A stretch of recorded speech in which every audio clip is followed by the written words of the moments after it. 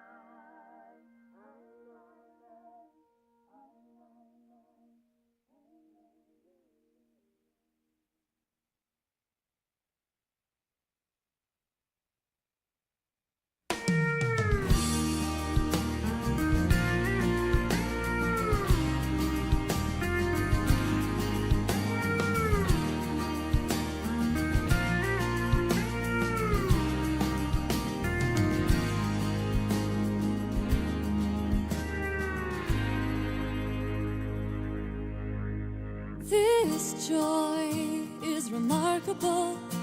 This joy is contagious. This joy is invincible. This joy is outrageous. It's more than I dreamed of. I love, I love, I love this joy. This joy is radical. This joy was always waiting. This joy is ravishing. This joy was worth creating. From things I let go of, I love, I love, I love this joy.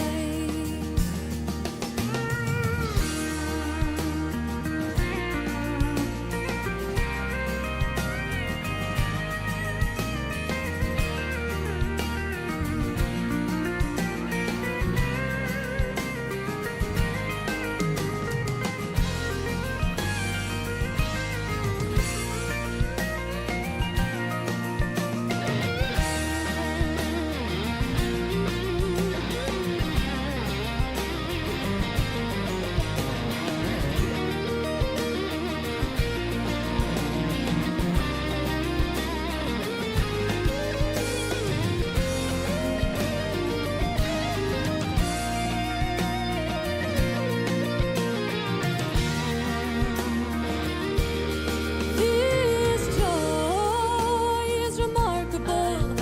This joy is contagious. This joy is invincible. This joy is outrageous.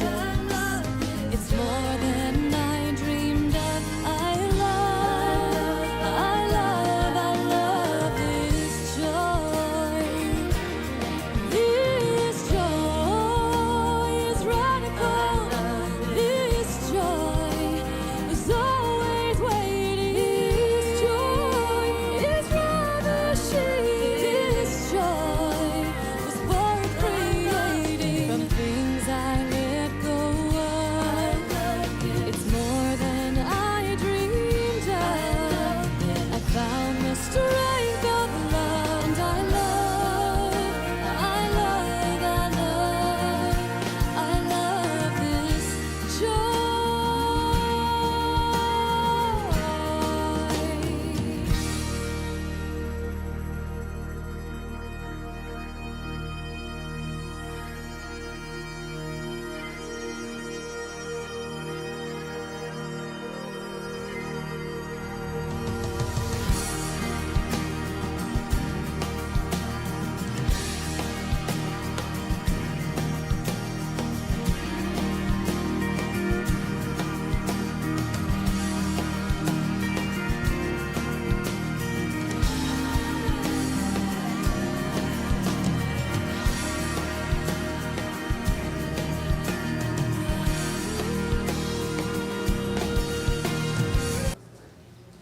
Hey, good morning, everybody. Welcome to Columbine Spiritual Center, whether you're in the sanctuary this morning or watching us from home or somewhere around the world right now. We're so excited to be with you today, and we've got a wonderful musical treat in store for you. This is Makesha Rain. Thank you, Janice. All right, feel free to sing along. Go.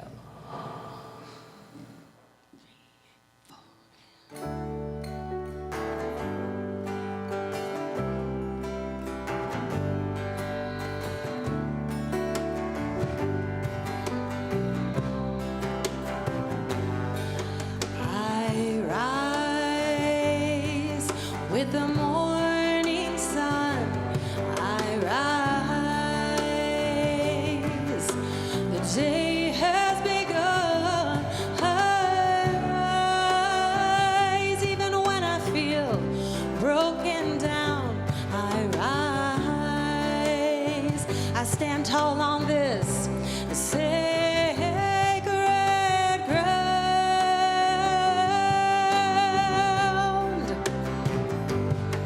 I rise. I take my place in her story. I rise. I I live into my legacy. I rise, my body I reclaim. I rise, 'cause in my truth there is no shame.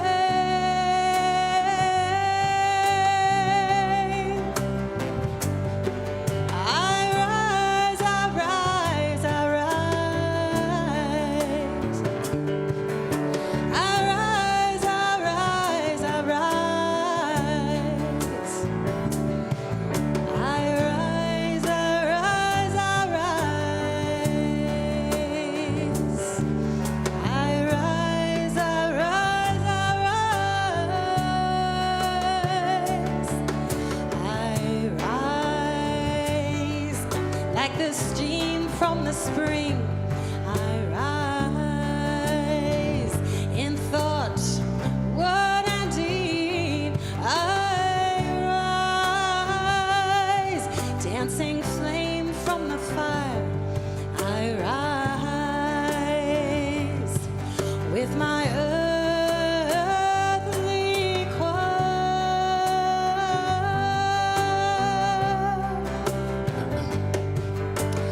I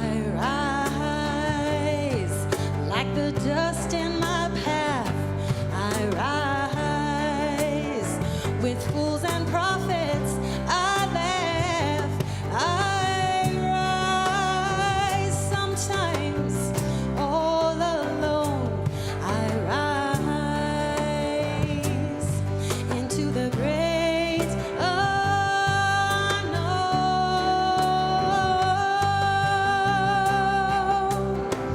The great unknown.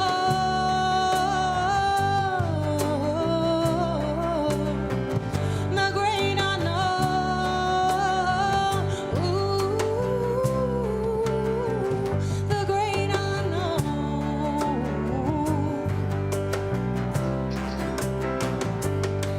I rise, I rise, I rise. I rise, I rise, I rise. I rise, I rise, I rise. I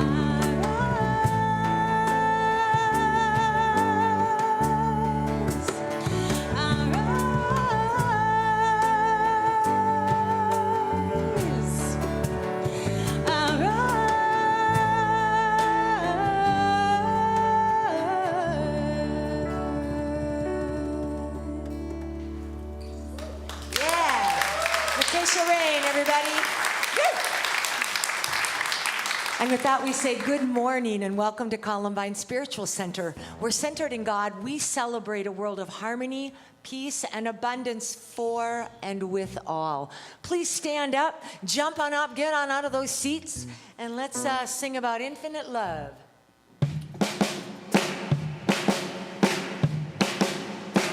Hey, hey, hey, hey,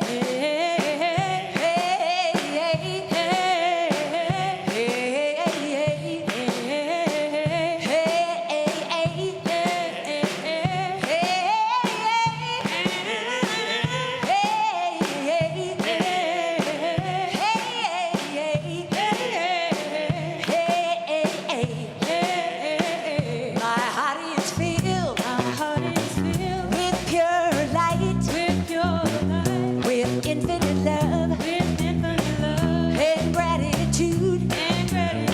I said my heart is filled with pure light, with infinite love and gratitude. And my soul resounds with pure light, with infinite love and gratitude. I said my soul resounds with pure light, with infinite love and gratitude. And my mind is aligned with pure light,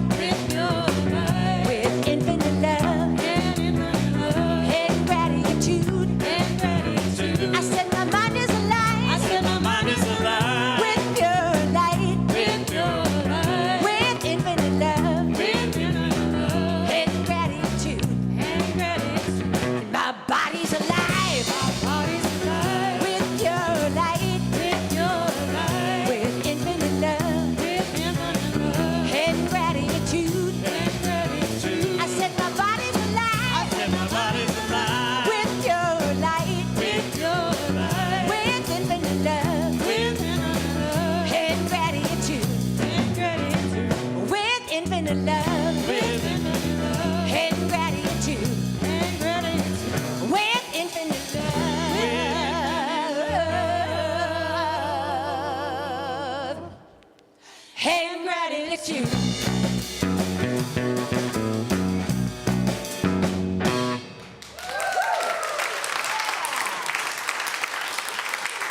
Thank you so much. You can stay standing, you can sit, you can do whatever you want because we're free people, aren't we? Yeah. This is a song that I wrote several years ago as an homage to my Buddhist brothers and sisters and a way of welcoming anyone in your midst. Namaste. Namaste. Namaste. Namaste. Good, there's more words than that. Namaste means that I greet you. Namaste means that I see you. Namaste means that I honor you. I recognize the light in you. I think we need some actions to this. Namaste. That's right, look across the aisle. Namaste. Namaste means that I greet you. Namaste means that I see you. Namaste means that I honor you. I recognize the light in you. Namaste. Now think of someone all the way around the world. Namaste. Namaste means that I greet you. Namaste means that I see you.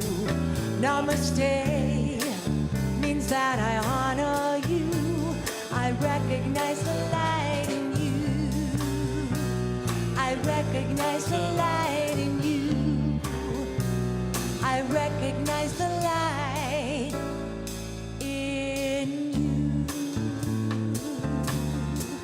Namaste. Namaste. One more time. Namaste. We see you. Thank you. And be seated, please. We're going to slow our breathing down, connect our feet with the floor, deepen ourselves into our belly, our chest, and our minds, and prepare for prayer and meditation.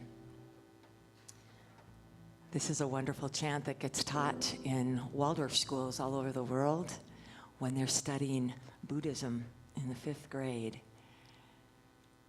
We often sing it as a round, but today we'll just be together. Be lamps unto yourselves. Be your own confidence. Hold to the truth within yourself as to the only lamp. Be lamps unto yourselves. Be your own confidence. Hold to the truth within yourself as to the only lamp.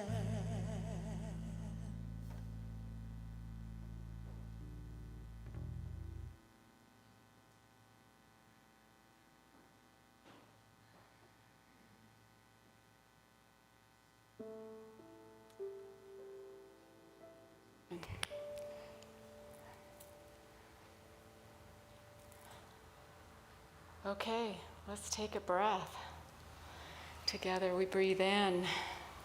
As we breathe in, we acknowledge our feelings. As we breathe out, we calm our feelings. simple meditation from the Buddha. Breathe in, acknowledging whatever's going on in our world, whatever feelings we're feeling, whatever we're experiencing, and breathe out a sense of calm. That's what it means to be a lamp unto yourselves, to take responsibility. And so, sweet Spirit, this morning, we are lamps unto ourselves. Acknowledging our feelings, becoming aware of our emotions, and breathing out a calmness. That even the breath can get transformed inside of us when we come into awareness of our Buddha nature, our Christ nature, our divine essence. And so we are grateful for that awareness, for as long as we can stay awake to that. Stay awake. The Buddha said he was awake, awakened to how connected we are. And so this morning, for as long as we can, let's acknowledge that we are all one, that we are all connected, that we are all here sharing this planet, playing nice. Imagine that. So, sweet Spirit, we claim and affirm that we have the capability to be kind, to be loving, to be peaceful. And it all starts within ourselves, by emptying ourselves of anything that we're attached to. By allowing ourselves to be free. That is peace.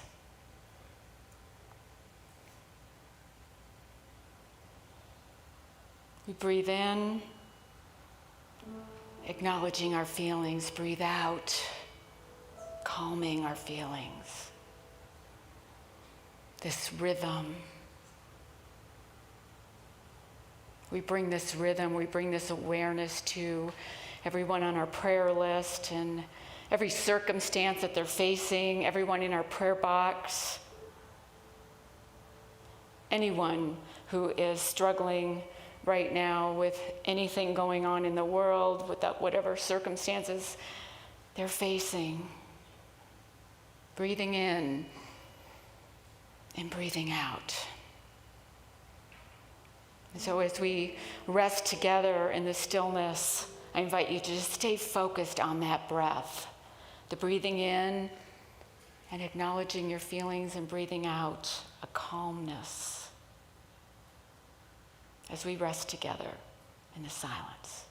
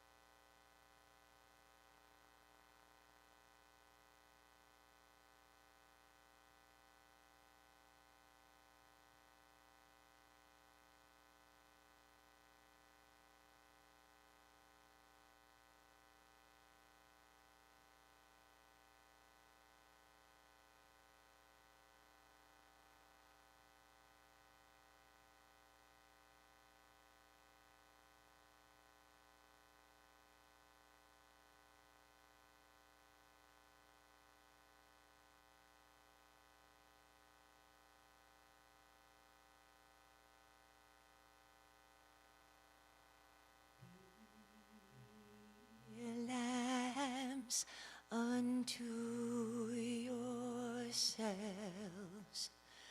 Be your own confidence. Hold to the truth within yourself as to the only Lamb, as to the only Lamb.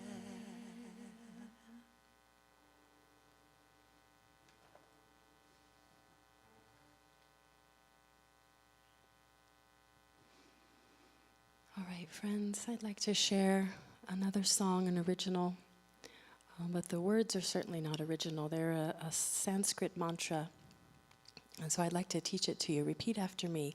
Om Om Namaha Namaha Bhagavate Bhagavate Vasudevaya. Vasudevaya. And it roughly translates into, Spirit, while I am in this body, use me for your will. Let me step aside my small story of myself and engage with the big story of who I'm here to be. And I love leading kirtan, so I sing repetitively so that you can join along. So feel free to sing along whenever you feel called.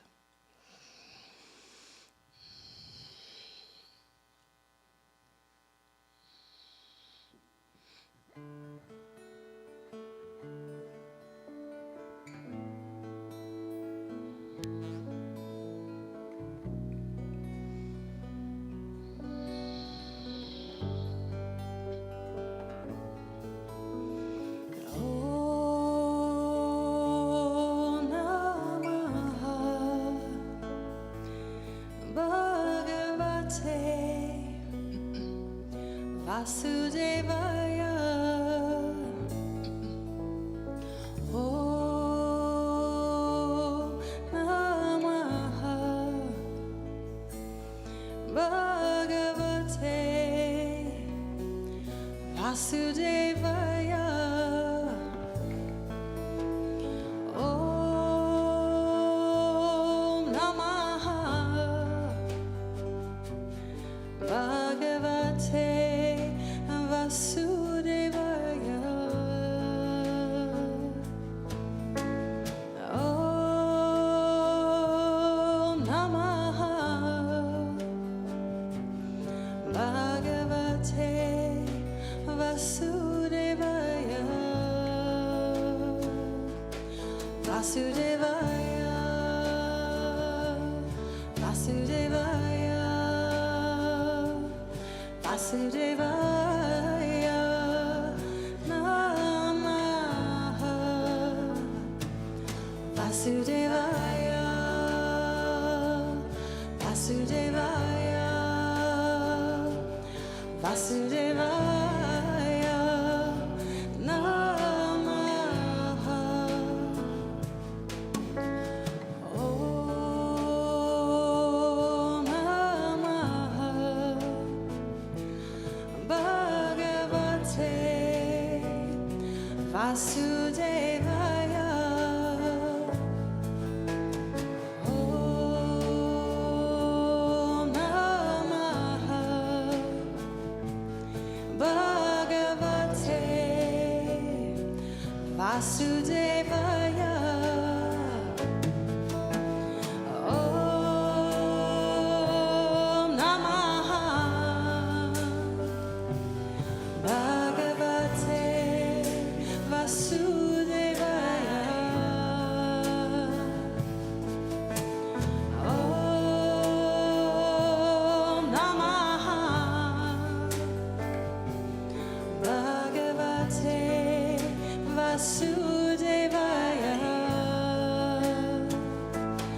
Vasudevaya. Vasudevaya. Vasudevaya Namaha. Vasudevaya. Vasudevaya. Vasudevaya Namaha. Om Namaha Bhagavate Vasudevaya. Om Namaha Bhagavate Vasudevaya.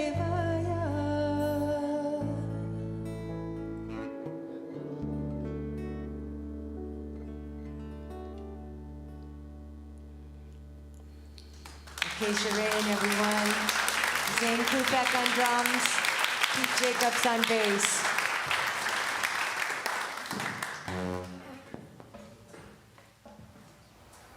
Thanks, Makesha. It's beautiful.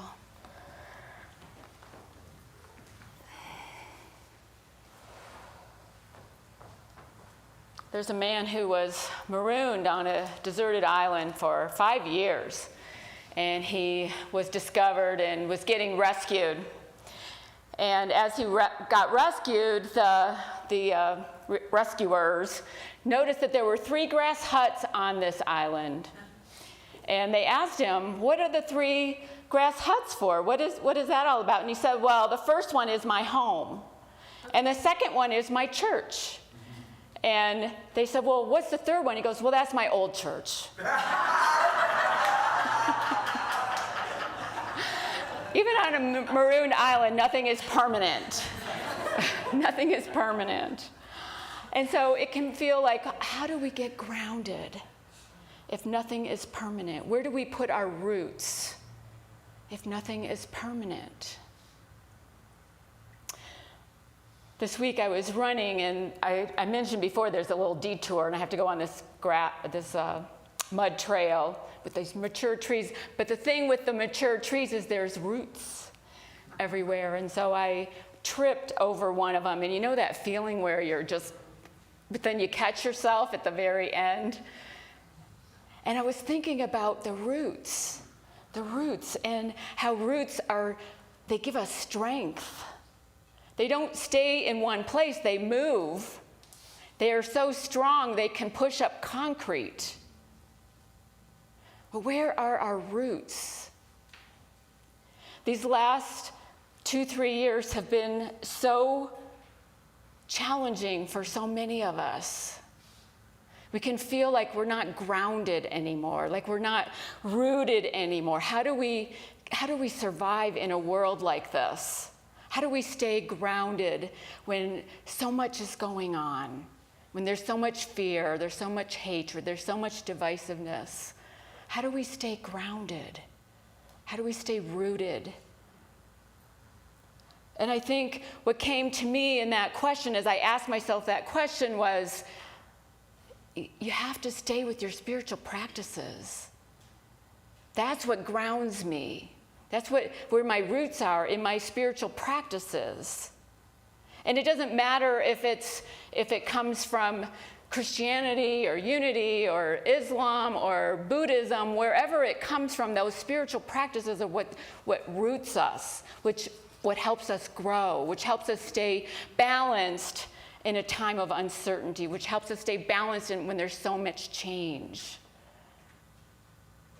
So hard to do that.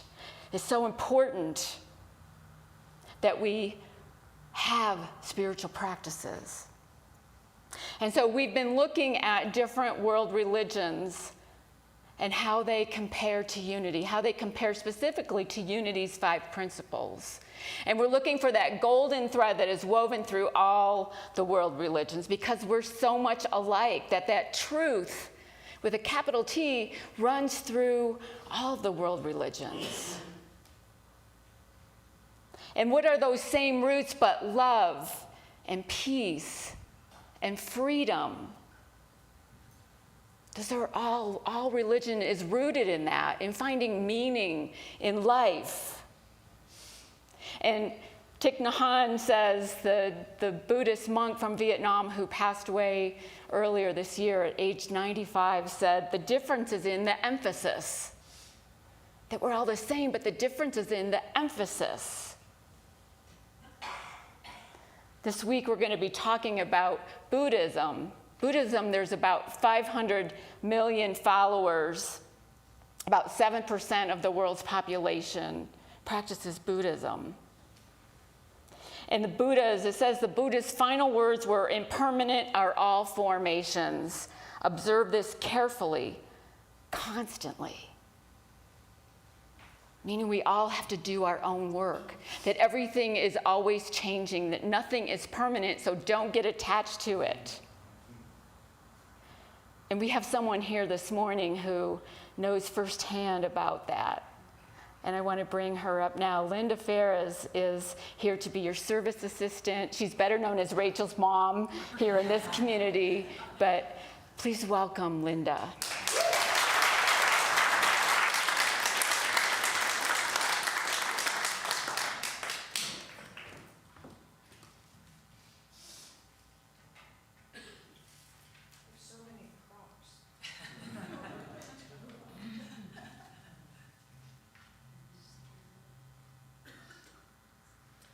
Okay, I've turned my speaker on. Can everyone hear me? Yes. I'm very, very happy and honored to be with you today. I have my own church, which is the Shambhala Buddhist organization, but I've been coming to Unity with Rachel and Richard and the boys for over 20 years and consider Unity to be our family church. So thank you for inviting me to be here today. Sue already gave my talk, so, but I'll give it anyway in my own words. I was going to give you just an overview of my life. I feel like I've been a spiritual seeker my whole life.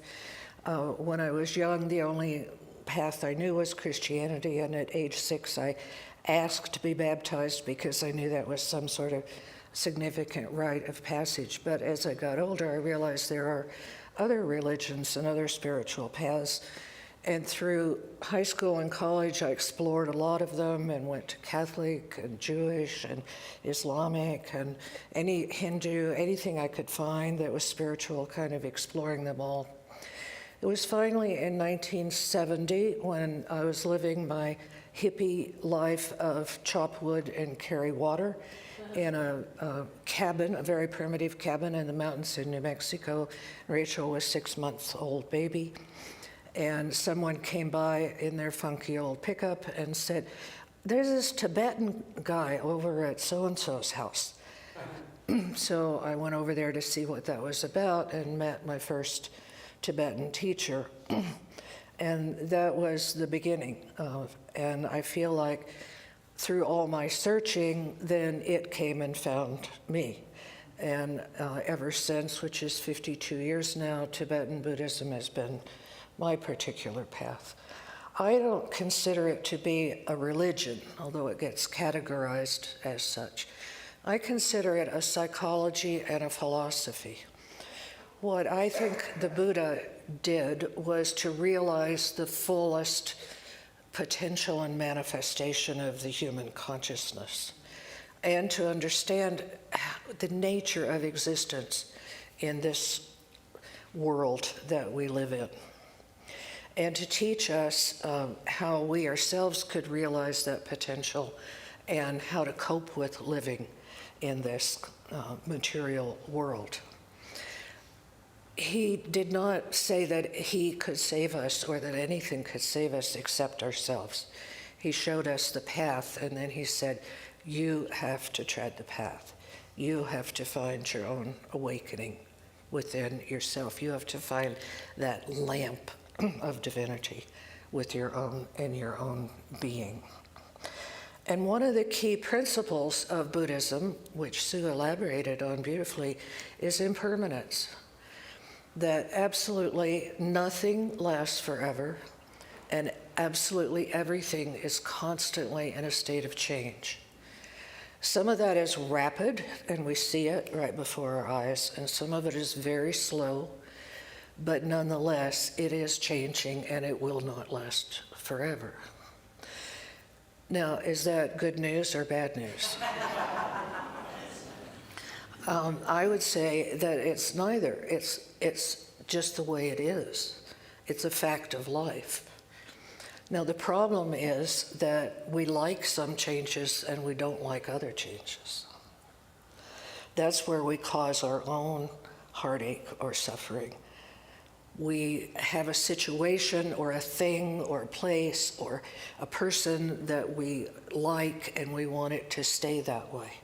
But it's not going to stay that way. It's going to change, and it's going to change in ways that sometimes are better from our point of view and sometimes are not what we wanted at all. Along with impermanence is unpredictability. I taught this to Rachel her whole life, that anything can happen at any time, and you never know what that's going to be. We think our lives are stable, we think we've got everything in order, we think we've got plans, we think we know how it's going to work out, but it's unpredictable. We never know what's going to happen.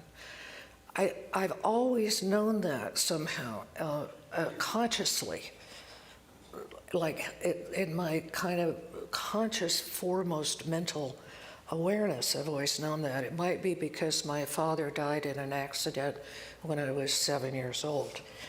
Your life can change in an instant. I could drop dead right here on the platform. Thank you.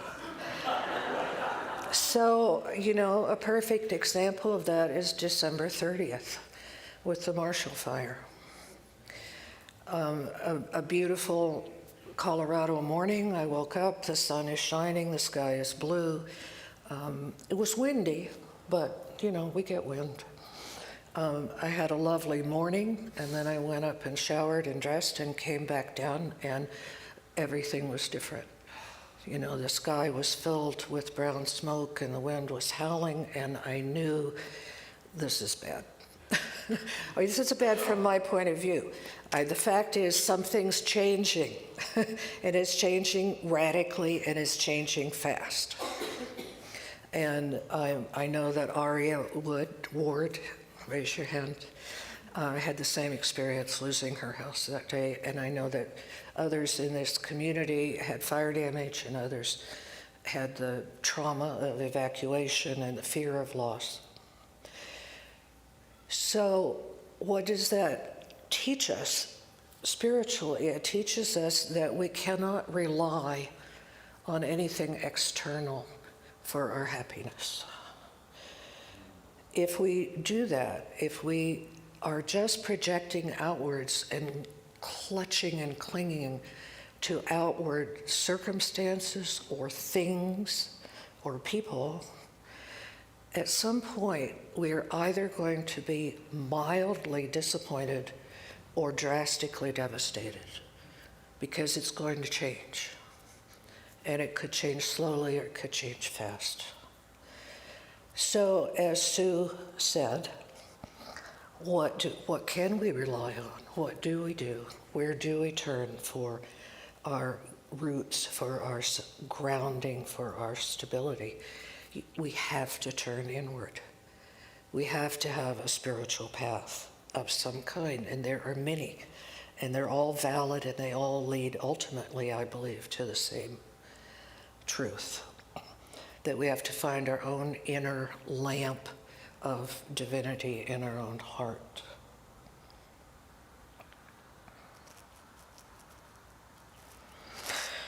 So that's what I have to say. I'd like to end with reciting the Serenity Prayer, and you're welcome to recite it with me. I'm sure you all know it.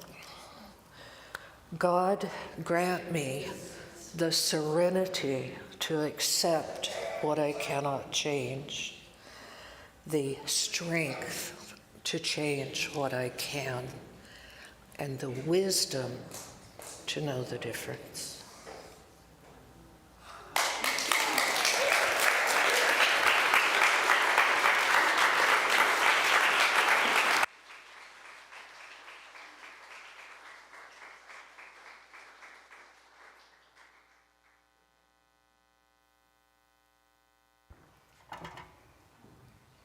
Thank you, Linda. That was perfect.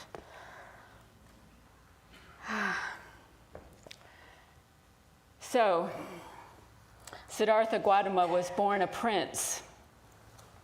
He was born a prince who knew no suffering, who knew only the best that life had to offer, until he insisted on being outside the gate. And outside the grounds, he saw four things, four signs. He saw someone who was old. He saw someone who was sick. And he saw a corpse. And his driver said, or he asked him, is that going to happen to me too? And he said, yes. And then he saw an ascetic, and he realized that at that moment he needed to leave the palace and go in search of his own way, find his own meaning of life.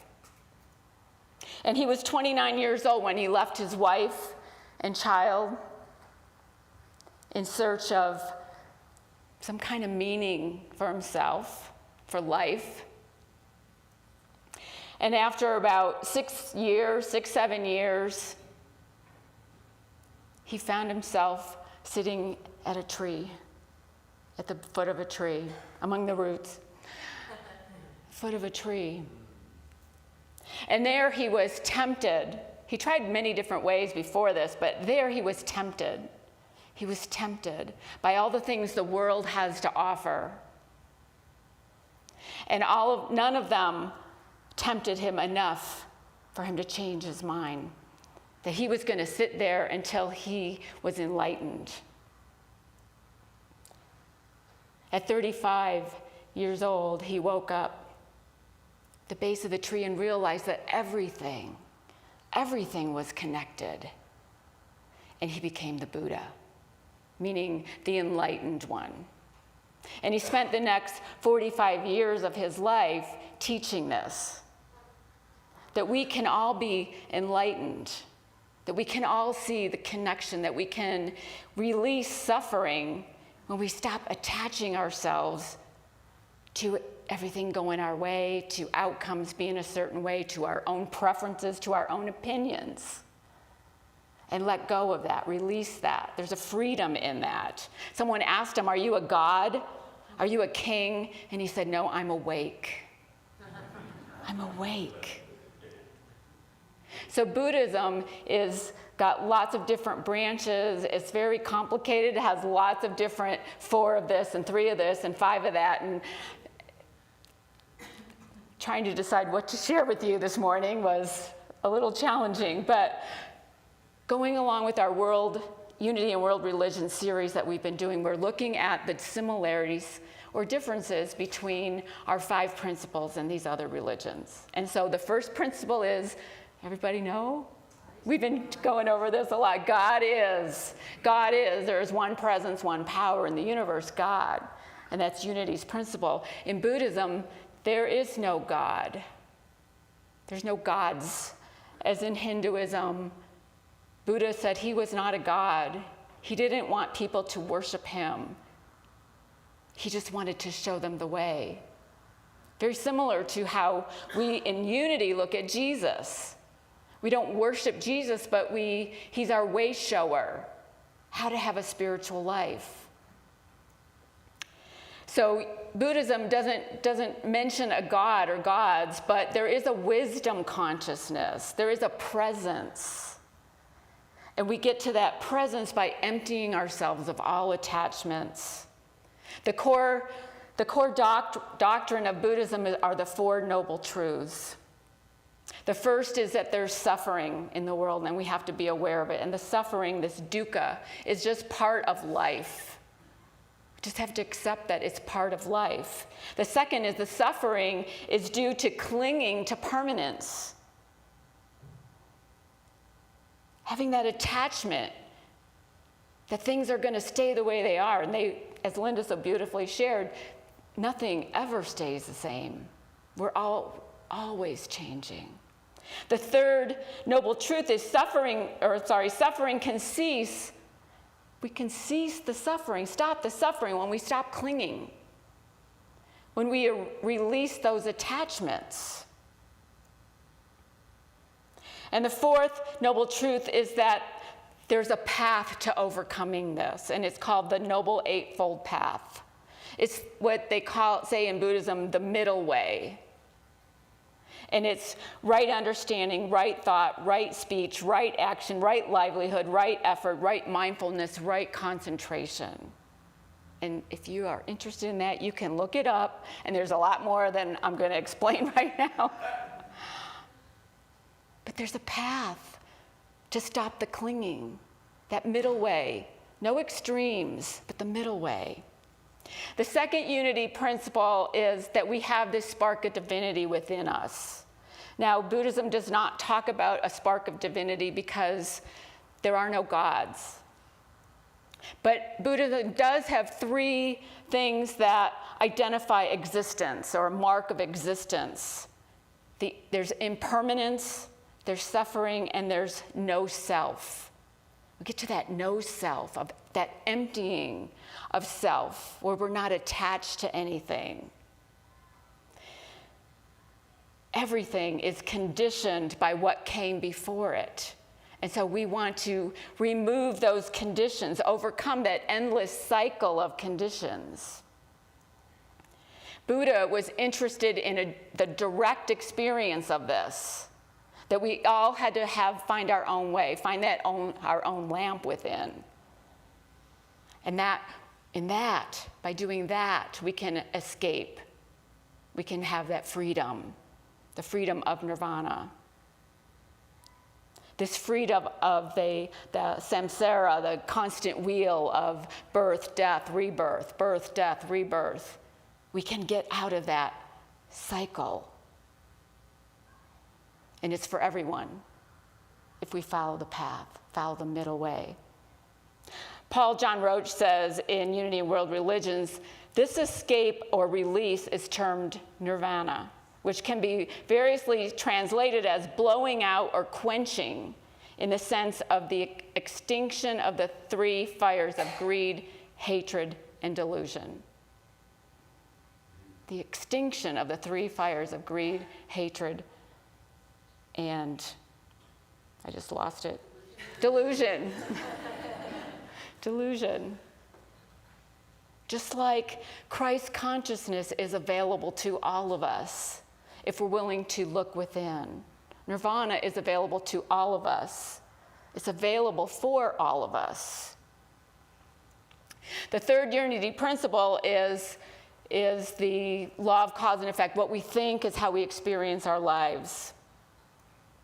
In Buddhism, this is very true. We reap what we sow. Our minds trap us in this endless cycle of karma and rebirth, or we can free ourselves. The direct experience is the way. Not having somebody tell us how to do it. We have to experience it. When we see this, we stop making comparisons. I want to read to you a poem from Zenkin, who's the third patriarch of Zen. Zenkin, I don't know if I'm saying his name right. The great way is not difficult for those who have no preferences. When love and hate are both absent, everything becomes clear and undistinguished. Make the smallest distinction, however, and heaven and earth are set infinitely apart. If you wish to see the truth, then hold no opinion for or against anything. To set up what you like against what you dislike is the disease of the mind. When the deep meaning of things is not understood, the mind's essential peace is disturbed to no avail. Do not search for the truth, only cease to cherish opinions. It's the middle way. The middle way. The fourth unity principle is that we use prayer and meditation to align ourselves with our own divine essence. And in Buddhism, meditation is a huge part of life. There are many, many forms of meditation. One of the most ancient is Vipassana. And when I was in a spiritual direction I still am in the spiritual directions program. When I was taking a class on contemplative practices, we did lots of these each week. There are so many. If you are interested in these different types of meditation, just type in meditation in Google. There's tons and tons of meditations. But Vipassana is about mindfulness. It's about mindfulness. It's about watching our thoughts without attachments to them, without judging them. I love how Paul says in the book, everything is grist for the mill. Everything that happens in life can be used. That's where we can start. Something's happened to you don't like, start there. Something's happened to you that you like, start there. Everything can be used as a blessing. Everything can be used as a lesson. Because nothing's permanent anyway. The fifth unity principle is I act. We have to put our feet and hands to knowing these things. Knowing these principles is not enough to just learn them. And in Buddhism, selfless action towards all beings is very important. There's a meditation called Tonglen, and it means giving and receiving. We did this in my spiritual directions program, and I had a hard time with it because at the time I was trying to overcome pneumonia. But what it is you breathe in the suffering of others and pain of others. You breathe it in. And then you breathe out blessings and benevolence. Now, it seems kind of backwards to us sometimes. But think about how you breathe in. They talk about this dark smoke. Breathe in and transform it within yourself, and then breathe out blessings and benevolence. We want kindness for everyone. There's a power within us that is greater than any circumstance that is outside of us. There's a strong emphasis in Buddhism on metta, on loving kindness. The Dalai Lama said that kindness is his religion when asked. And Bill Holmes just said, or sent me an email last night at how he has the words, he had heard that the Dalai Lama said kindness is his religion, and so he put it on his dashboard so he remembers when there are inconsiderate drivers around. And he remembers in everything that he's doing at home, kindness, kindness. On Friday, Kevin and I went to a concert. We went to see the Lumineers at Coors Field, and Lumineers were great. But before they played, there was another guy playing. His name is Gregory Alan Isakov. Isakov.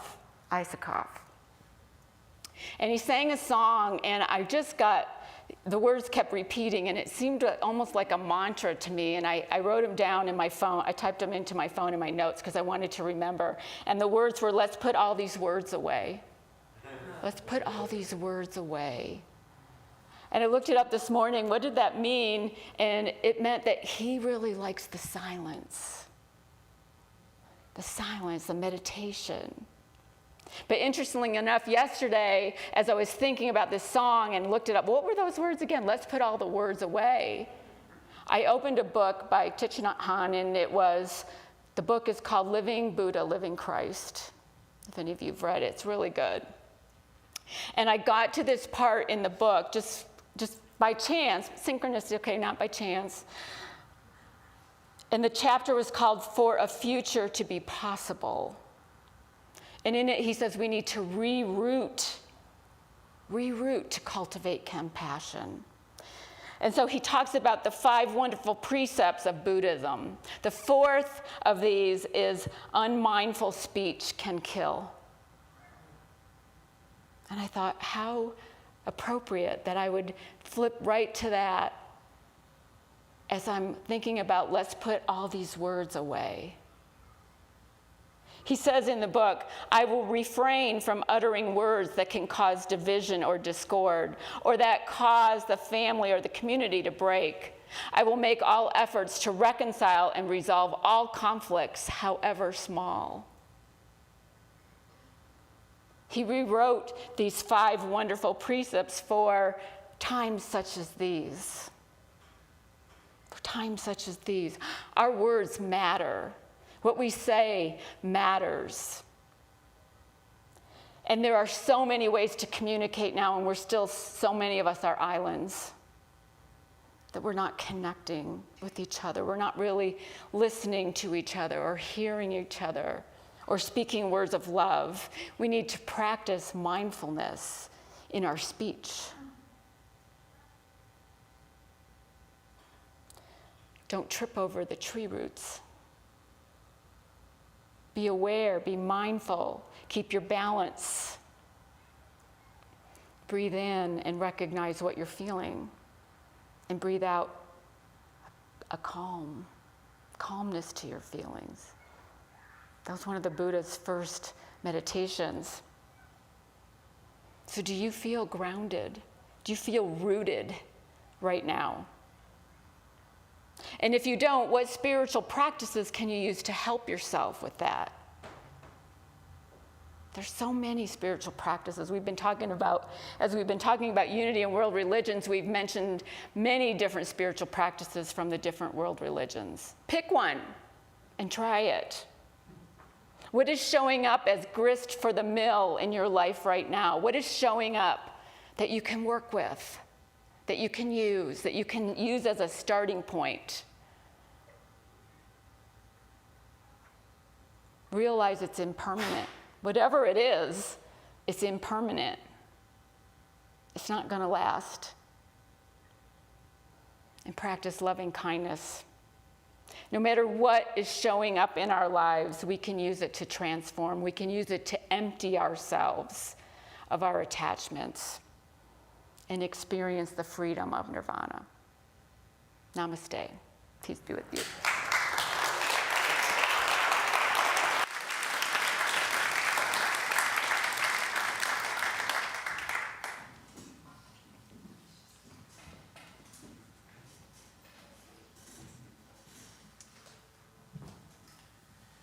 Acacia, I think we want to let everybody know about the next time they can come and do kirtan with you. Oh, thank you so much, Janice, for that invitation. I love to lead kirtan. How many people know or have been to a kirtan before? Great. So for those of you that don't know, kirtan is a community singing experience rooted in Sanskrit mantras, but we also do English and other languages. So I sing, and then there's another singer who is my response singer, and she sings what I sing, and you sing with her. So the idea is that it's not a performance, it's that we all sing together. And the intention of it is to reside in our hearts and to come into a place of more peace and loving kindness. So I'm having my final summer kirtan. It's this Wednesday, July 27th, from 6 to 8:30. It's in South Boulder. It's outside on a grassy area by the river. There's a community house there as well. And I'm playing with a sitar player and a tabla player. There's some flyers outside, if right at the where you sign in, if you'd like any more information. So thank you. Thanks for that invitation to share. I'd love to sing with you all. So in keeping with Sue's beautiful sharing about Buddhism, I thought that I would sing a song to Tara. Tara is a Buddhist bodhisattva. And for those that don't know, a bodhisattva is someone who has vowed to come back and help people be enlightened rather than live in a state of nirvana forever. So she is a big inspiration in my life. And the words are, repeat after me, please. Om Tare. Om Tare. Tu Tare. Tu Tare. Ture Soha. Ture Soha. And then I add in Ke Aloha. Ke Aloha. Which is Hawaiian for a way of life that is loving and accepting. And we also call in some divine love at the end. So again, words are repeated so that you can sing along. So feel free to sing along.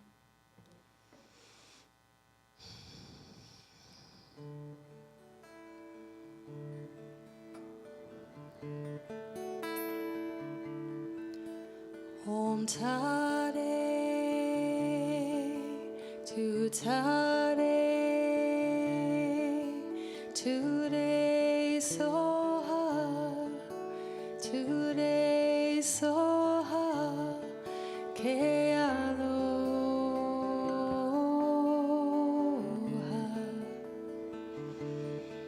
Ke Aloha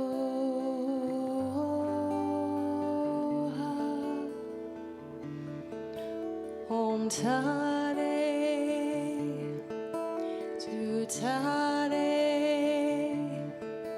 Today Soha Today Soha Ke Aloha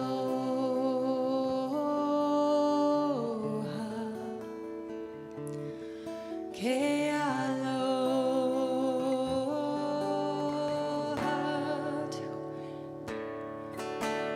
Om Tare Tu Tare Soha Soha. Join me in singing. Om Tare Tu Tare Soha Soha. Om Tare Tu Tare Soha Soha. Om Tare Tu Tare Soha Soha. Om Tare Tu Tare Soha Soha. Om Tare Tu Tare Soha Soha.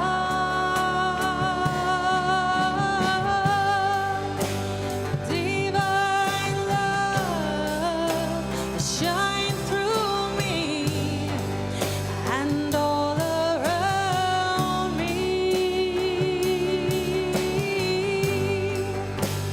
Divine love shine through me and all around me. Feel it in your hearts. Divine love shine through me and all around me.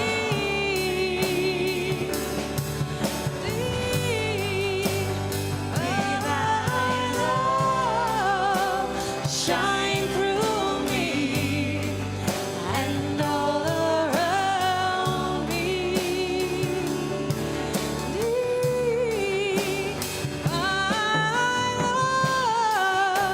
Shine through me and all around me.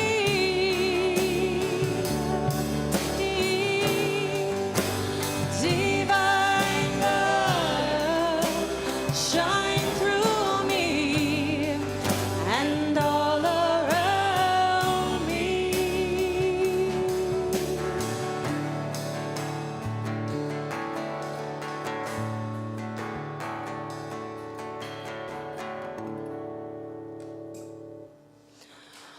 Om Tare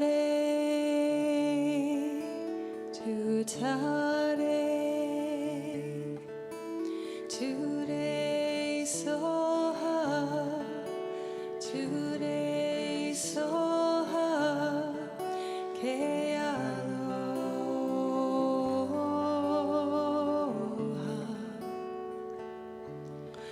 Ke Aloha.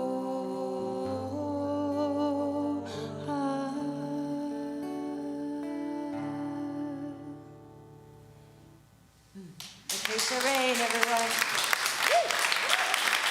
I know where I will be this Wednesday night. Thank you. Good morning, everyone. We want to start our community news by I'm inviting you to turn around and say hello to our online participants. Hello there. Namaste. Out there in the virtual world. Our purpose statement is we commit to increasing our spiritual awareness, diversifying our community, manifesting our highest potential, and positively impacting the world.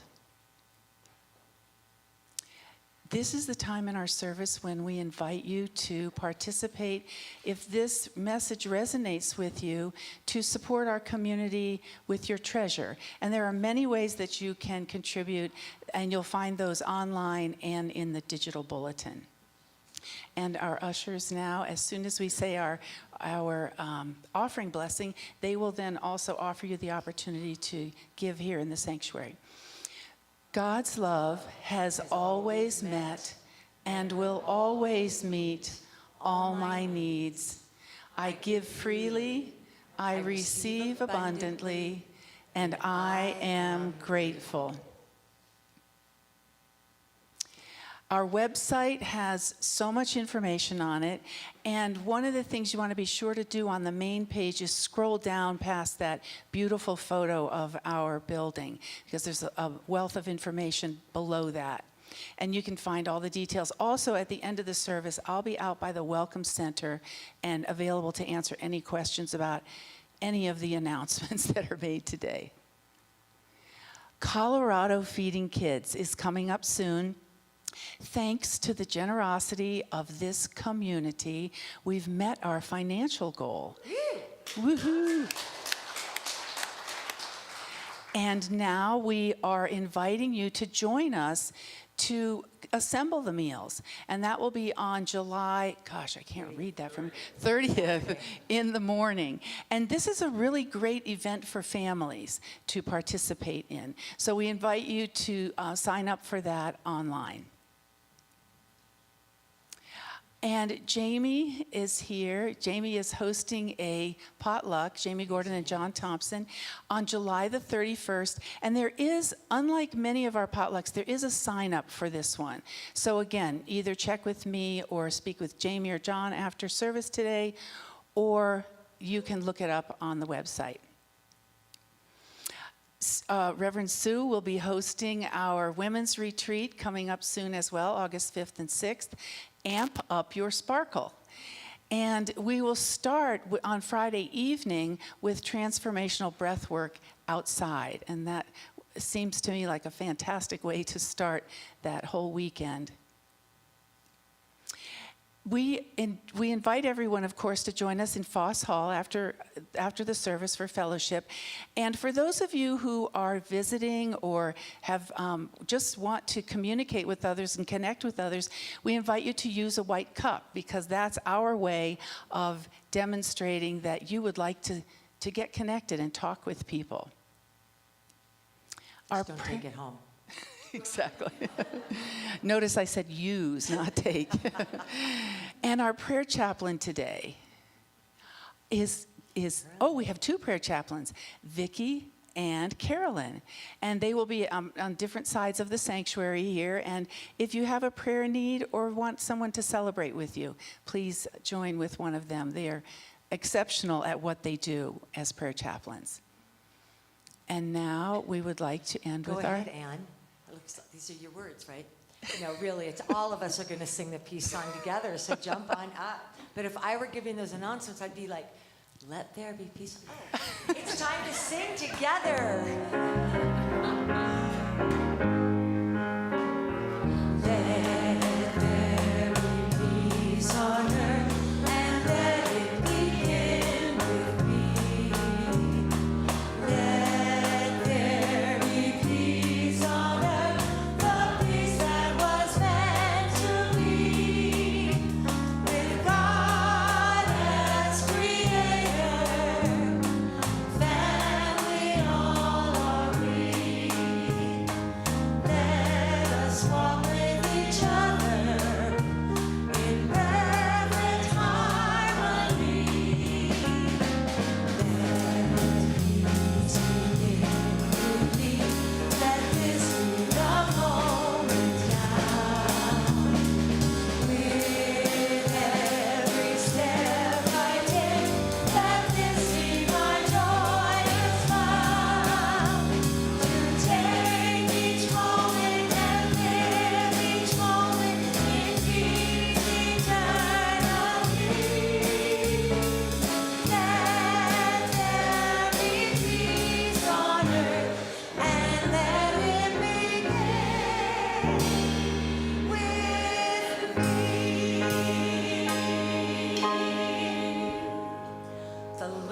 God surrounds us. The love of God enfolds us. The power of God protects us. And the presence of God watches over us. Wherever we are, God is, and all is well. Namaste. Thank you so much for being here. Woo! Yeah.